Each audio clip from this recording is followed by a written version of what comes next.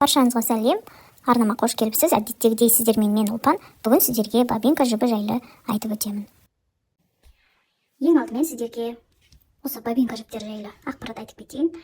Бабинка жіптері негізі машинкамен тоқуға арналған, бірақ қазіргі уақытта көпшілік тоқыма шеберлері қолмен де тоқып жатады. Бұны бірнеше қабаттап тоқимыз. Мен қазіргі уақытта 4-6 қабаттап тоқыған үлгілерім бар. Алдағы уақытта қазір көрсететін боламын. Жалпы неліктен маған осы бабинка жібі ұнады және қолданып көргім келді. Ең бірінші кезекте әрине метражы үлкен. Енді жіңішке болғанымен де бұны бірнеше қабаттап қарапайым орамдағы жіптерге ұқсас алып келіп алсақ болады өзімізге керекті қалыңдықта. Және бұны үзбей тоқи бересің, яғни ешқандай жіп жалғау деген сияқты қиындықтар туындамайды. Яғни үздіксіз тоқи береміз. Және келесі кезекте бұл бабинка жіптерін тоқып алып жуғаннан кейінгі көрінісі енді ол өзгеше, мүлде басқа болып өзгеріп кетеді. Жуғанға дейін ілмектеріміз қисық сияқты болып, әрбір осы қабатталған жіп көрініп, және арасы ашық болып көрініп тұрғанымен де жуғаннан кейінгі көрінісі өте әдемі, өзгеше. Жіптің ашылғанын, жаңағы аралықтардың жоқ, біркелкі түзу бұйымның шыққанын көріп, үлкен бізге қуаныш сыйлайды. Маған енді қазір бабинка жіптері ұнайды. Өзім алдағы уақытта тағы да қолданатын боламын. Қазір әрқайсысына сіздерге жеке тоқталып өтетін боламын. Енді минустар деп айтсам, минус деп айтпай қояйын, бұл енді кішкене келеңсіз тұстарын айтатын болсам, бұл жерде жібіміз жіңішкелігін қазір видеода көрсетуге тырысамын. Және тоқылу бізге кішкене ыңғайсыздық туындайды. Әрине бұны біз керекті өлшеммен жаңағы дүкеннен тапсырыс берген кезде 100 граммнан бөліп осылай орап бергенін сұрасақ болады. Конус, ол кезде конусқа бөлек төленеді, жіпке бөлек төленеді. Және конуспен отырып тоқу кішкене қиындықты туындатады жаңағы орамға қараған кезде. Бірақ осы жіпті қойып, өзінің подставкасы бар, қойып осылай айналдырып тоқып отыруға ыңғайлы болатындай. Және бұны бірнеше қабаттауда кішкене қиындық туындайды. Енді қараңыздар, бізде осындай екі жібімізді керек қабаттап тоқитын болсақ, онда болады. Ол кезде бізге екі подставка қажет деген сияқты. Бірақ менде подставка жоқ. Мен өзім осы отырған жерімде өзім керекті кішкене өлшемге дейін жіптерді босатып алып, солай тоқыған болатынмын. Бұл енді сәл кішкене нюанстары деп айтатын болсам, енді қиындық туындататын кездері осы. Жалпы бұны енді минус деп айта алмаймын. Тек кішкене қиындық туындататын тұстары деп қана айта аламын. Және келесі кезекте жіңішке болғаннан кейін тез шатасып қалуы мүмкін, бірақ енді менде ондай болмапты. Бірақ егер байқап мұқият отырып, жаңа қабаттаған кезде мұқият отырып қабаттап тоқымаса, онда әрине жаңағы тез шатасып, бір-біріне жабысып қалуы мүмкін. Бірінші кезекте сіздермен осы қою қоңыр түсті жіппен таныстыра өтейін. Құрамы 100% меринос. Егер қателесіп жатсам, қосымша экранға жазып кетемін. Себебі мен алғаныма біраз жыл болды. Мен құрамын ұмытып қалуым да мүмкін, нақты қанша екенін. Және қараңыздар, бұл бізде жіңішке жіп. Міне қараңыздар, қаншалықты жіңішке екенін. Негізі бабинка жіптері машинкамен тоқуға арналған дейді, бірақ қолмен тоқудағы сіздерге плюсын айтып кетейін. Біз бұны бірнеше қабаттап тоқи аламыз. Мысалы қараңыздар, міне мына үлгіде мен жіпті 6 қабаттап алып тоқыдым. Міне қараңыздар, сол кездегі көрінісі осындай болады. Және жуғаннан кейінгі көрінісінде бірден көріп кетсек болады. Қараңыздар, үлпілдегі пайда болады осындай аз-маз. Және өте жұмсақ, енді табиғи өнім болғаннан кейін және жылы болып келеді. Бұл жіптен мен жилет тоқыған болатынмын тапсырысқа. 6 қабаттап тоқыдым. Енді қанша миллиметр негізбен тоққан есімде жоқ, бірақ мүмкін 4 немесе 4,5 миллиметрмен тоққанмын деп ойлаймын. Маған жилеттің көрінісі өте ұнады. Жуғаннан кейінгі мүлде өзгеріп кетті жилет. Жуғанға дейінгі жилет басқаша болса, жуғаннан кейінде өзгеріп кетті. Қазір сіздерге мысалы жуғаннан кейінгі осы бір жіпті көрсетуге тырысамын.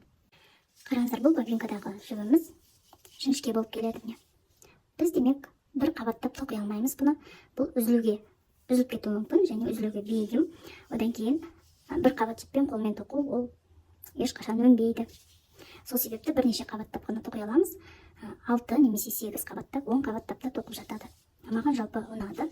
Қазір сіздерге міне үлгісін көрсетіп кетейін. Үлгісі менде 6 қабат жіппен тоқылған деп айттым. Жуғаннан кейін қараңыздар, әдемі болды. Өзіміз сол жаңағы орамдағы жіпке ұқсап қалған, міне бір-біріне қосылып, жіптер оралып, дәл орамнан келіп тұрған жіптің көрінісі. Және осындай үлпілдегі шықты айтып кеткендей жуғаннан кейін өте әдемі көрініс береді. Бабинканың ұнайтын тұстарының бірі осы. Қараңыздар, жуғаннан кейінгі көрінісі өте қатты қуантады. Бұл менде 4 миллиметрлік ине бізбен тоқылған, қателеспесем, осындай көріністе қараңыздар. Өте жақсы, жұмсақ, әдемі серпімділікпен. Жилет тоқыдым деп айтып кеткенімдей, мен жилет тоқыған кезде одан кейін өлшемі дұрыс келмей қалғаннан кейін мен тарқатқан сияқтымын. Қараңыздар, осы 6 қабатталған жіпті тарқатып осындай орам жасап қойыппын. Одан кейін мен міне тағы да қолғап тоқимын деп ойлап бастап қойғаным да бар. 4 мм ине біз, қателеспесем, немесе 4,5 да болуы мүмкін. Осы үлгімен есептеп жүргізіп қолғап бастап көргенмін, бірақ бұл менде тым үлкен болып кетті. Сол себепті бұл тарқатылады. Жалпы сіздерге осы көрінісін көрсеткім келген. Қараңыздар, міне 6 қабатталған кезде жуғанға дейінгі көрінісі, міне біз міне жуғанға дейінгі және жуғаннан кейінгі көрінісін көре аламыз осы жіптерді салыстырып отырып. Міне бер шетіндегісі ол жуғанға дейінгі көрінісі болса жіптің, жуғаннан кейінгі жіптің көрінісін қараңыздар. Міне жуғаннан кейін орамнан келген сияқты жіп болып қалған. Міне осындай көріністе, осындай өзгеріспен болып тұрады. Келесі жіп карный меринос деп айтылады. Жаңағы сіздерге қосымша жазып кетемін құрамын. Карный меринос, жаңағы мына меринос жіптен айырмашылығы, бұл кішкене жаңағы бізде жүнге ұқсас болып келеді, қойдың жүніне. Енді барлығы да қойдың жүні ғой, бірақ бізде мысалы алезалана голд алсақ, ол кішкене осылай грубыйлау, шыршавый деп жатады ғой, құрғақ сондай болып келеді 100% мериносқа қарағанда.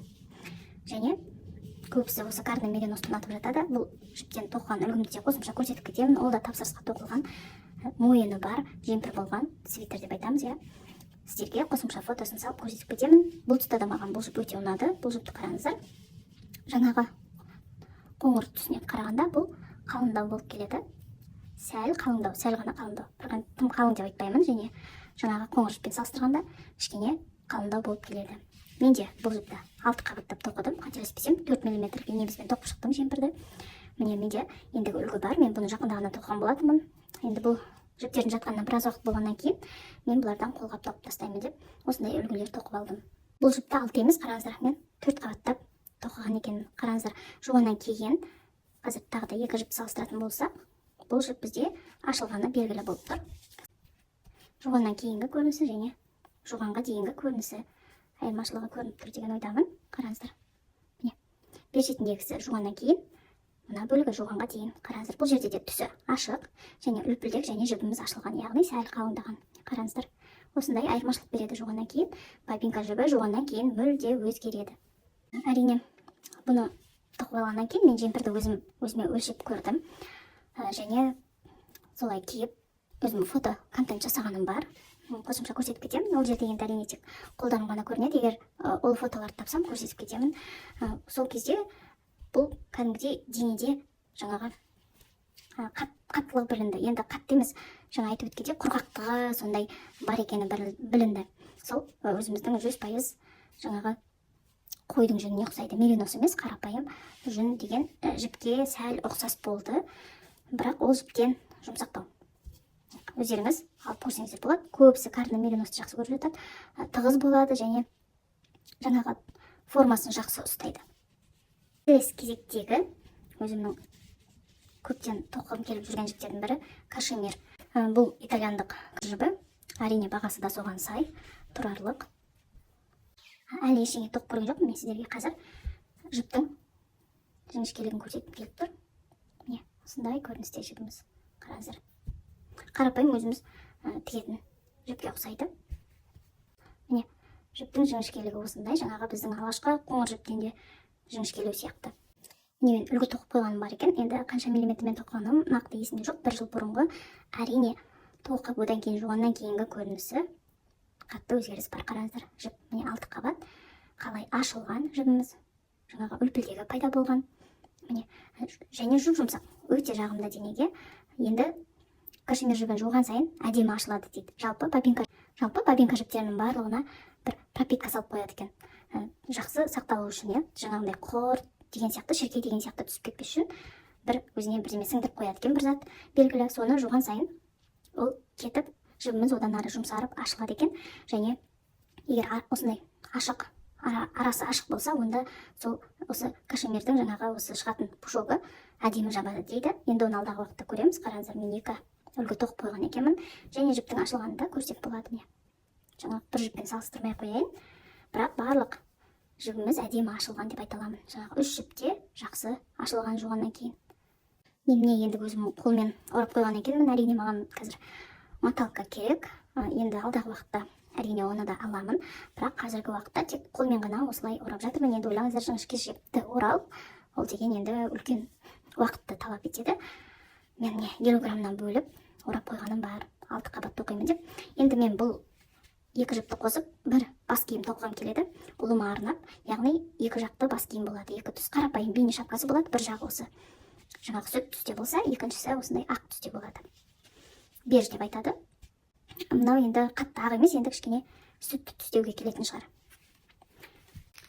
Жаңа айтып кеткендей, екі жіпті Алматы дүкенінен алдырдым. Өте әдемі ораммен келді. Сыртқы қабы барлығы өте әдемі көріністе.